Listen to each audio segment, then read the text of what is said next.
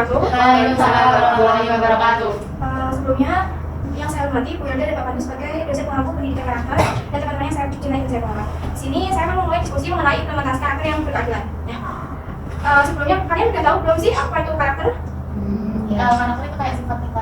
Iya, jadi karakter itu kepribadian yang mungkin sudah kita tanamkan sejak kecil ya. Seperti kan kita diajarkan kayak tahun awal untuk mempunyai karakter yang berarti ya anak ini baik, lalu mempunyai karakter yang mungkin gimana ya bisa bermanfaat dengan yang lain gitu. Lalu berkeadilan itu apa sih? Berkait? Ya, jadi berkeadilan itu rasa yang tidak membedakan satu dan lainnya gitu. Lalu apa sih yang latar belakangnya saya mengambil kasus yang hari ini saya akan bahas. Jadi keberagaman karakter di Indonesia itu kan sangat banyak sekali, beragam, mulai dari yang mungkin Mas Dika memiliki karakter yang cenderung diam Mas Dika ya, dan sangat beragam sama hari ini ya, mungkin yang sangat ceria ya kan, seperti itu. Nah, dalam konteks pendidikan dan interaksi sosial ini, karakter yang berkeadilan ini sangat penting ya. Kan nggak mungkin kita membedakan karakter seorang dengan karakter seseorang. Kayak seumpama mungkin kita harus terus mendorong Mas Dika biar yang memiliki karakter yang sama seperti hari ini kan nggak mungkin ya, nggak bisa. Soalnya itu udah saling kepribadiannya. Untuk hal itu penanaman karakter yang berkeadilan ini sangat penting ya teman-teman.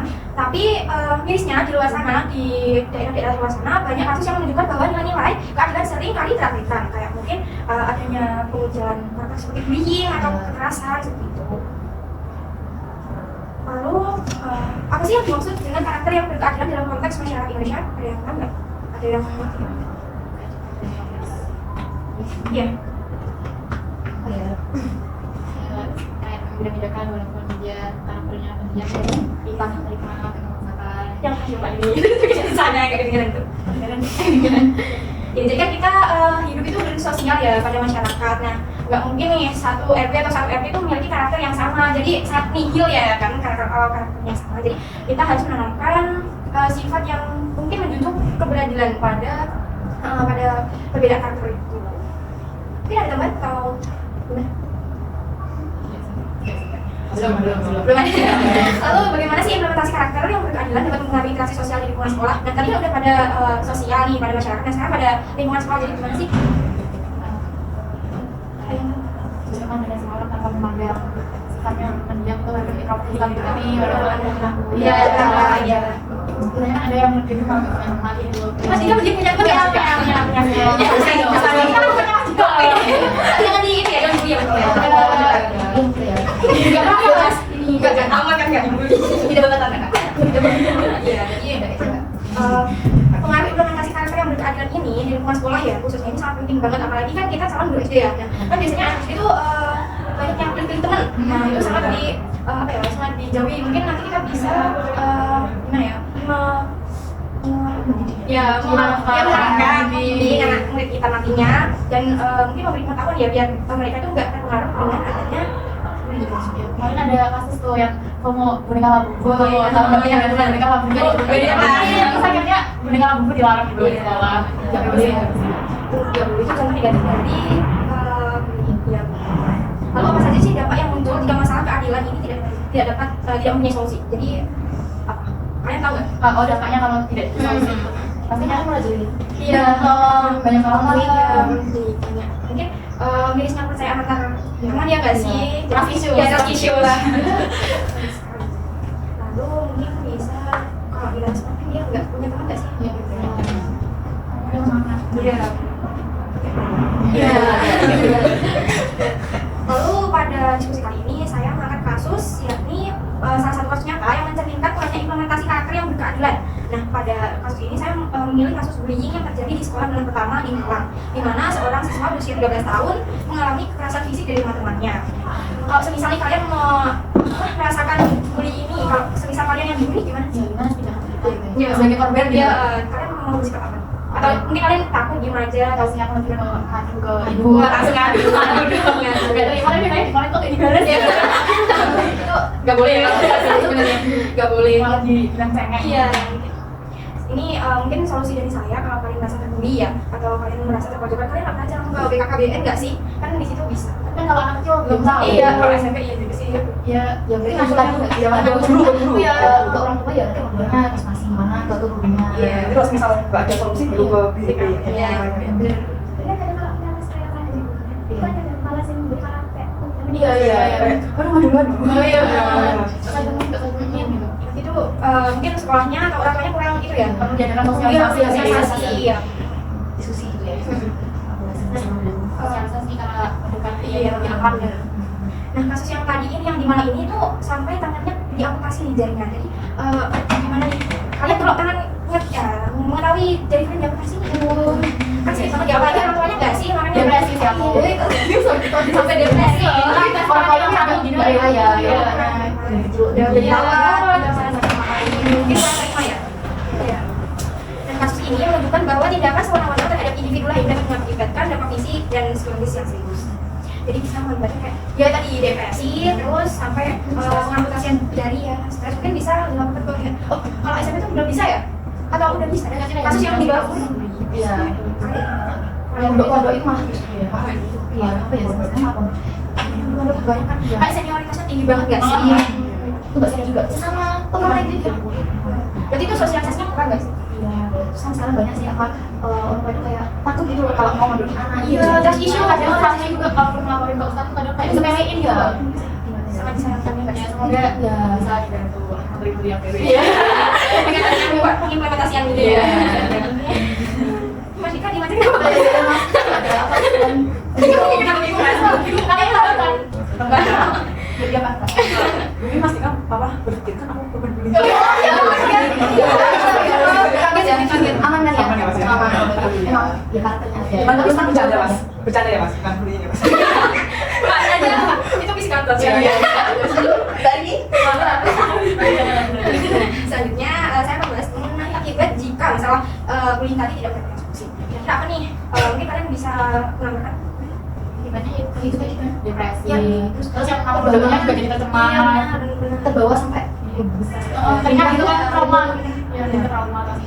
Menciptakan lingkungan yang tidak aman ya mungkin ya. Ya. Jadi orang lain tidak pada percaya orang yang melakukan hal tersebut kan sih. Itu aja ya. Nah, solusi nih sekarang pada solusi kasusnya mengintegrasikan pendidikan karakter dalam kurikulum sekolah dengan fokus pada nilai-nilai keadilan, empati dan toleransi.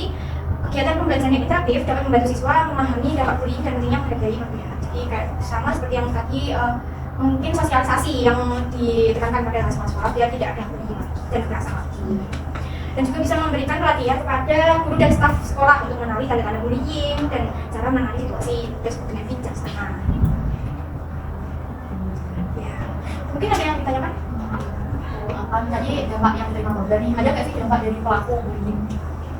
Kayak aku sama punya kan udah Iya, kerja nggak? kalau menurut aku ya kan pelaku itu gimana ya, tergantung karakter dan sifat seseorang ya. Jadi kalau seumpama nih dia udah ngelakuin hal yang tidak senang atau yang jahat itu mungkin dia akan minder ya kalau udah ditegur sama orang tuanya atau orang lain, dia akan minder di depan umum mungkin, atau mungkin dia nggak pede lagi atau malah bahkan sebaliknya dia malah kayak wah aku habis ngelakuin ini berarti aku hebat dong kan Ya. dia kan kayak Senang. dia nggak senang banget karena dia ingin melakukan kayak lagi. Jadi mungkin ada lagi. Ini nggak sih apa aja kalau yang dibully itu sampai dia parah itu, jadi yang dibully kan kayak dia nggak bisa tenang. Iya, Nggak karena bisa salah. nggak tenang sampai kayak Jadi kan apa? Jadi belakangnya itu juga depresi Iya, gitu kan. iya. Iya. Kayak merasa tertayangi nggak sih? Wah, aku kemarin habis ngelakuin ini nih kepada dia, jadi kan dia bisa Iya, banget depresi. kalau yang semangat itu malah Kali kali. Kalau itu udah bisa. Iya, betul gitu. Ada yang ditanyakan mungkin? Nah, tadi kan udah apa? Udah membahas tentang bullying di sekolah. Iya. Nah, apa yang dapat dilakukan untuk menerapkan nilai-nilai di sekolahan untuk keadilan tadi khusus bullying ini? Iya, biar tidak terulang lagi ya di sekolah.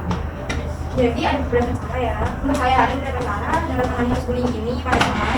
Ini yang pertama ada menanamkan nilai keadilan pada kurikulum. Jadi guru bisa mengintegrasikan konsep keadilan dalam mata pelajaran atau program pelajaran seperti penekanan mata pelajaran PPKN kan itu kita belajar tentang keadilan kan ya. Lalu ada pembelajaran tentang empati dan perspektif. Jadi siswa diajarkan untuk memahami perasaan orang lain guys.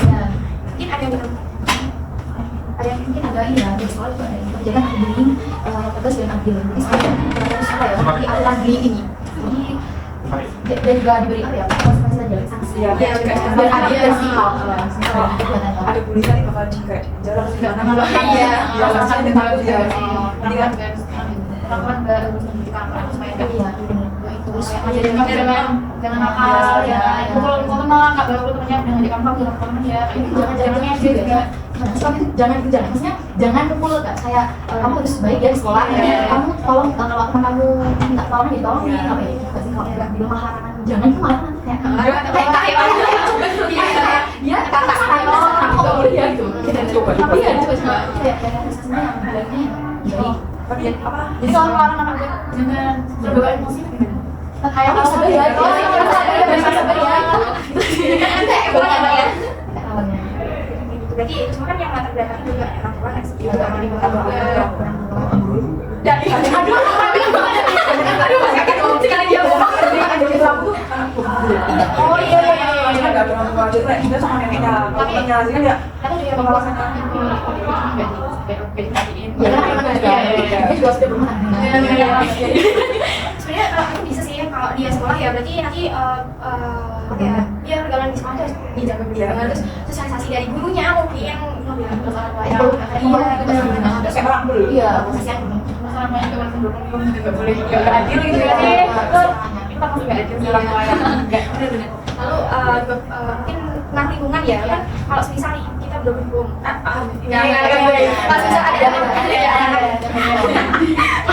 pas misal ada anak yang belum hukum tapi dia hidupnya di pesantren jadi kan dia ikut apa yang ada di sekitar lingkungan yang jadi nggak mungkin dia mungkin jamin kemungkinan sedikit ya kembali ke belajar gimana tapi dokumen juga jadi aku banyak kalau anak kalau keluar dari pesantren tuh kayak gimana ya dia nakal Iya, nakal, ya. itu biasanya juga itu dimasukkan ke pondok karena dia itu nakal itu bisa jadi dia keluar iya keluar jadi dia langsung kayak iya kulit sakit gitu jadi dia akan terbawa gitu ya kan dia sih ya kalau mau modokin anak itu ya jangan dipaksa apa ya kasih aja motivasi nggak perlu masalah lain ya dampaknya itu sangat jangan memaksa anak seperti itu paksa anak rumah gitu tapi ada yang emang dia kalau tapi siapa sih itu kayak sedikit daripada yang dipaksain orang tua oh iya pasti kan bapak dong gitu oh itu keinginan sendiri apa oh keinginan sendiri ya masya Allah oh ya benar ya oh baca berita oh tapi yang teman mas Jika itu nggak nakal ya alhamdulillah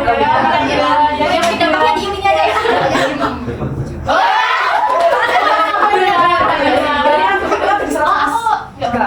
ada ya salah iman biasanya kalau anak kan dulunya mondok gitu ya banyak kan aku juga nggak bang aku juga dari nggak mondok kakek tuh ini kita ada bisa mondok tahu oh apa nggak masukin ya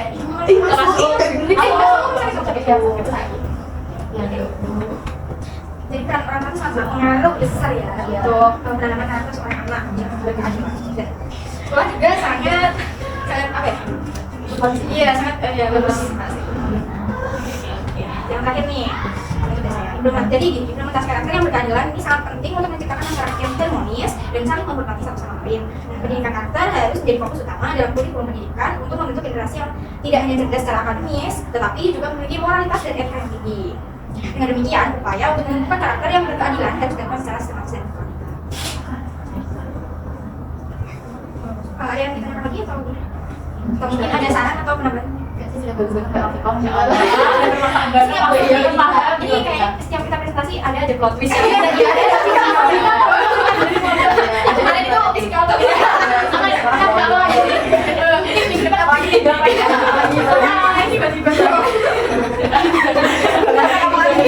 juga pernah mondok Ya udah mengimplementasikan pondok yang berhasil. dia emang orang itu kalau banyak bicara emang nggak baik tapi ya jangan dia bicara oke tapi udah tadi kan udah kasih pertanyaan ya